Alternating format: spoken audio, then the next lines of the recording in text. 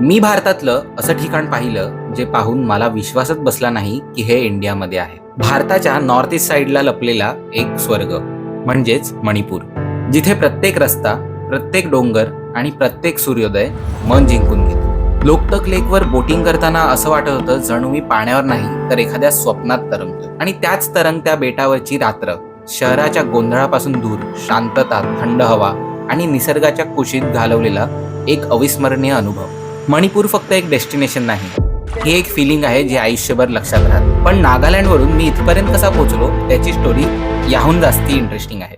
Dimapur railway स्टेशनवरून मणिपूरला जाण्यासाठी एक सिंपल प्रवास सुरू झाला. प्लॅन होता 8 तासात मणिपूर गाठायचा. पण नॉर्थ ईस्टने माझ्यासाठी वेगळंच स्क्रिप्ट लिहिलं होतं. रस्त्यात प्रचंड लँडस्लाइड्स, पूर्ण रोड्स ब्लॉक, तासन तास वेट, अचानक अर्थक्वेकचे धक्के. त्या क्षणी लिटरली काय करावं काहीच समजत नव्हतं. Hi, my name is Kedar आणि तुम्ही बघताय माझी 30 दिवसांची सोलो नॉर्थ ईस्ट ट्रिपची journey. Meghalaya and Nagaland explore करून पुढची जर्नी सुरू झाली दिमापूर रेल्वे स्टेशन पासून, जिथे मी 800 रुपयाचं तिकीट काढून मणिपूरच्या रोड ट्रिपची सुरुवात केली. आधीच विंडो सीट बुक केल्यामुळे जाताना खूप सुंदर नजारे बघायला मिळाले. त्या दिवशीचा सनसेट माझ्या आयुष्यातला सर्वात मस्त सनसेट होता. But as I said, North East had some other plans for me. रस्त्यात प्रचंड लँडस्लाइड्स, पूर्ण रोड्स ब्लॉक, तासन तास वेट. तिथून कसं बसं करत आमची गाडी पुढे तर निघाली आणि अचानक अर्थक्वेकचे धक्के जाणवले. The tremors were felt in Guwahati, about 80 kilometers away, and all. त्या क्षणी लिटरली काय करावं काहीच समजत नव्हतं. रात्रीचे 2 वाजले आणि रोड क्लिअर झाल्यावर आम्ही पुढे निघालो. आणि जिथे वाटलं आता सगळं ठीक होईल तिथे कारचं इंजिन पण बंद पडलं. मुंबईमध्ये राहणाऱ्या एका नॉर्मल मुलासाठी हा एक खूप थ्रिलिंग एक्सपिरियन्स होता. नेटवर्क गायब, आजूबाजूला कोणी ओळखीचं नाही, फक्त मी, तो रस्ता आणि अनसर्टेनिटी. एक वेळ अशी आली, खरंच वाटलं आज मणिपूरला पोहोचणं शक्य नाही. पण हळूहळू एक एक प्रॉब्लेम क्रॉस करत, थोडं पेशन्स, थोडं लक आणि लोकांची मदत घेत हा प्रवास पुढे चालू ठेवला. प्रत्येक किलोमीटर एक चॅलेंज होता आणि प्रत्येक टर्न एक नवीन स्टोरी. आणि शेवटी 14 तासांच्या या क्रेझी जर्नी नंतर फायनली माझी मणिपूरमध्ये एंट्री झाली. ते म्हणतात ना, सोपे प्रवास फक्त आनंद देतात, पण असे प्रवास आयुष्यभराच्या मेमरीज देऊन जातात. मणिपूरला पोहोचल्यानंतर मी लोकटक लेक जवळ एक सुंदर होमस्टेमध्ये चेक इन केलं. रूम खूपच स्वच्छ, सुंदर आणि अगदी होमली वाईब्स देणारी होती. सगळ्यात खास गोष्ट म्हणजे होमस्टेच्या मागून थेट बेटाचं सुंदर व्ह्यू दिसत होतं, जे पाहून मन एकदमच शांत झालं.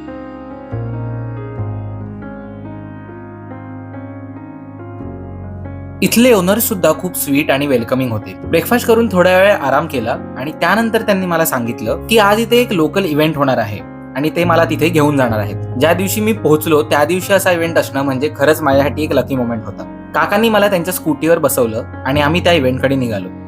त्या विलेजमध्ये मी पूर्णपणे अननोन होतो, त्यात सोलो ट्रॅव्हलर आणि हातात गोप्रो घेऊन व्लॉग करत असल्यामुळे सगळ्यांचं लक्ष आपोआप माझ्याकडे जात होतं. इथे मला ऑथेंटिक लोकल स्टाईल गाव जेवण एक्सपिरियन्स करायला मिळालं आणि काही लोकल सोबत गप्पा मारायचाही प्रयत्न केला. तर मग इथे आता कुठलं तरी फेस्टिवल सुरू आहे, ज्याच्यासाठी आता मला इथे या लोकांनी आणलं आहे. आणि भाई मला खूप वेळ वाटतं आहे, कारण की मला यांची अजिबात लँग्वेज येत नाही आणि मी एकटा आहे. आणि मला डायरेक्ट आल्या जेवणाच्या ताटावर बसवलं आहे. तर मग इथे डाळ आहे,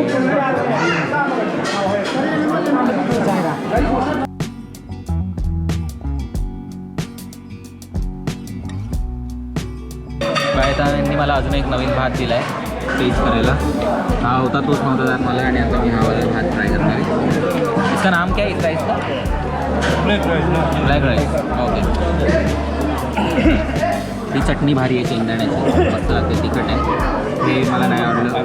ही डाळ होती, ही तुला ह्या 3 वेगवेगळ्या प्रकारच्या डाळ आहेत आणि ही भाजी आहे. This is salad cum chutney type आहे आणि डाळ भात. मजा आली. छोटासा इथे एक यांचं फेस्टिवल होतं मंदिराच्या एरियामध्ये. सो बेसिकली पूर्ण 4-5 इथे जे गाव आहेत आयलँडवरचे ते सगळे एकत्र येतात आणि ते लोक पूजा वगैरे करतात आणि त्यांच्या पूर्वजांसाठी त्यांनी पूजा वगैरे ठेवलेली असते. आणि मग नंतर गाव जेवण असतं बेसिकली. मी होमस्टेवाल्यांना विचारलेलं की जेवणाची काय सोय होईल का, कारण की मी अचानक भयानकमध्ये आलेलो. भाई मला म्हणाल्या की इथे एक फेस्टिवल होणार आहे आमचा, मी तुम्हाला तिथे घेऊन जाते, तुमचा लंचसुद्धा तिथे होऊन जाईल आणि तुम्हाला एक्सप्लोअरसुद्धा करता येईल. बोललो बेस्ट होऊन जाईल. सो आता फेस्टिवलवरून हे काका मला होमस्टेवरती नेत आहेत परत. आणि इथे भाई हिंदी आणि इंग्लिश खूप लोकांना येत नाही, इकडची लोकल लँग्वेज बोलतात ते लोक सगळे, खूप कमी लोकांना येते. तर मग आता ते मला होमस्टेपर्यंत सोडायला येतात चालत. जवळच आहे असं 500 मीटर 400 मीटरवर. तर मग तेवढाच माझा गावचा एक छोटासा ओके. मला कळालं नाही ते काय म्हणाले, म्हणून मी फक्त ओके म्हणालो. सोलो ट्रॅव्हलिंग आणि होमस्टेमध्ये राहण्याचा हा सगळ्यात सुंदर भाग आहे. तुमच्या आयटनरीमध्ये नसलेल्या गोष्टीच कधी कधी मेमोरेबल एक्सपिरियन्स बनून जातात. हे सगळं माझ्या प्लॅनमध्ये अजिबात नव्हतं, पण इथले ओनर्स इतके प्रेमळ होते की त्यांनी स्वतःहून मला मणिपूरचा बेस्ट अनुभव द्यायचा प्रयत्न केला.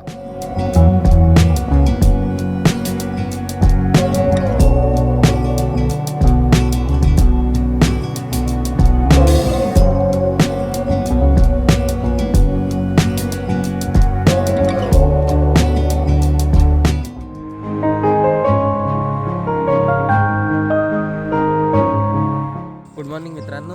तर आता आम्ही जात आहोत फायनली बोटिंग करायला.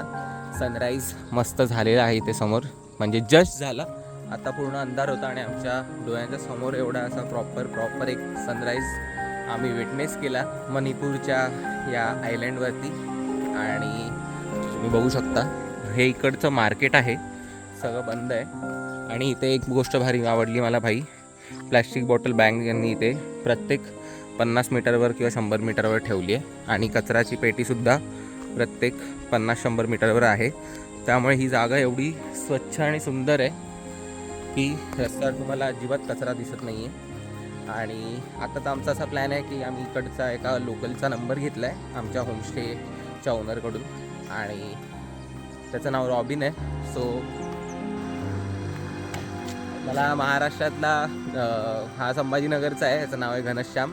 मला हा या ट्रिपवर अचानक काल सेम होमस्टेवरती ह्याने एक रूम बुक केली, मी एक रूम बुक केली. आणि काल अचानक ओनर येऊन मला म्हणाल्या की डिनर रेडी आहे आणि एक महाराष्ट्राच्या गेस्टने जस्ट चेक इन केलं आहे, तर मग तुम्ही या, आपण जेवताना आपण एकमेकांना भेटू आणि तुमची ओळख करून देऊ. तर मग मी बोललो हा भाई, एवढ्या जगाच्या कोपऱ्यात आलो मी मणिपूरला आणि ते इथे सुद्धा मला महाराष्ट्रातला सोलो ट्रॅव्हलर भेटतोय. तर मग भेटून एकदम मस्त वाटलं मला यार. मला वाटलं महाराष्ट्राचं कोणी आला आहे तिथं फिरायला.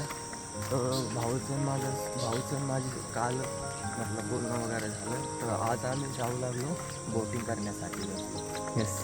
हो भाई, खतरनाक दिसते ही जागा, डेंजर दिसते भाई. ओ माय गॉड, भारी जागा आहे. Look at this view. Good morning. Good morning. This is Robin. This guy is taking us for the boating right now. Okay, let's go. अकेला में चले गए ना ये वो side?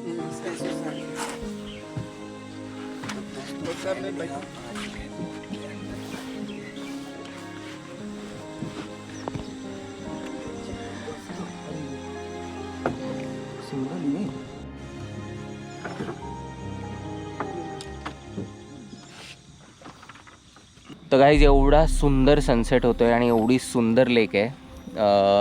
मी फोटोग्राफी करत बसलो आहे आणि माझा हात थांबतच नाही, मी फोटो क्लिक करत बसतो आहे. प्रत्येक फ्रेम भाई एवढा भारी वाटतो आहे आणि प्रत्येक क्षण एवढा चांगला वाटतो आहे, सुंदर वाटतो आहे की बिलीव्ह नाही होते भाई आम्ही आत्ता इथे आहोत.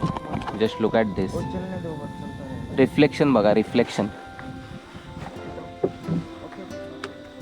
अरे भाई साहब,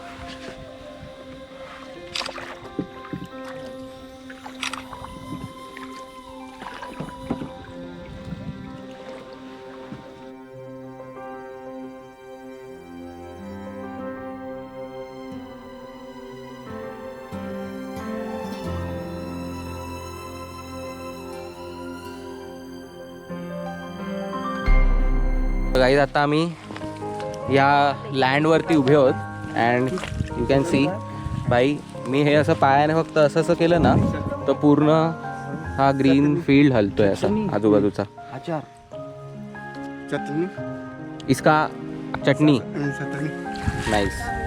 इसका नाम क्या है? मणिपुरी में पिरू. मणिपुरी में पेरू. ओके.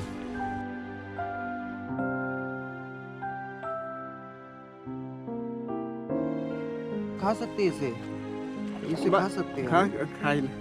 चेस. हवे ना पता नहीं तो अरे वो अपना जो पत्ता नहीं होता है कढीपत्ता मग मॅग्नेस पाहिलं असतं का भाई ओळखीचं तर वाटते टेस्ट यार तर काय म्हणतात ते आठवत नाही आहे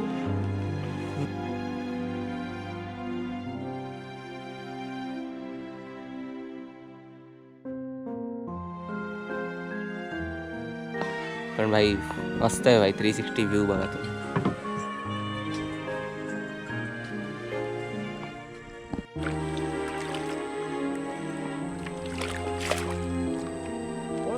राईट याला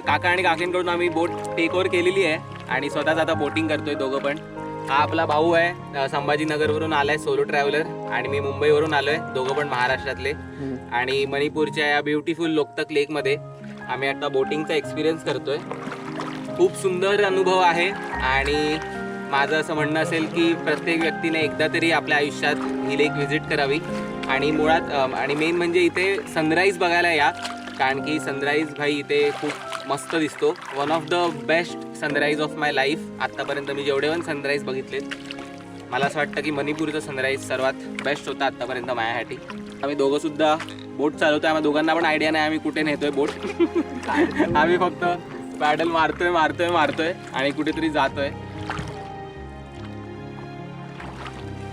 तर गाईज अशी होती आपली मणिपूरच्या लोतक लेकची राईड बोट राईड जर तुम्हाला व्हिडिओ आवडला असेल तर नक्की लाईक करा शेअर करा सबस्क्राईब करा आणि परत एकदा तुम्हाला आवर्जून सांगेन की कधी नॉर्थ ईस्ट फिरायला येत असाल आणि तुमच्याकडे जास्ती वेळ असेल तर मग लोतक लेकला या इथे या आयलँड विलेजवरती एक दिवस राहा आणि सनराईज बघा सनसेट बघा तुमच्यावर आहे पण मस्त मजा येईल तुम्हाला गॅरंटी तर याचसोबत हा एपिसोड आपण इथेच संपवत आहोत थँक्यू सो मच इथपर्यंत बघितल्याबद्दल बाय बाय धन्यवाद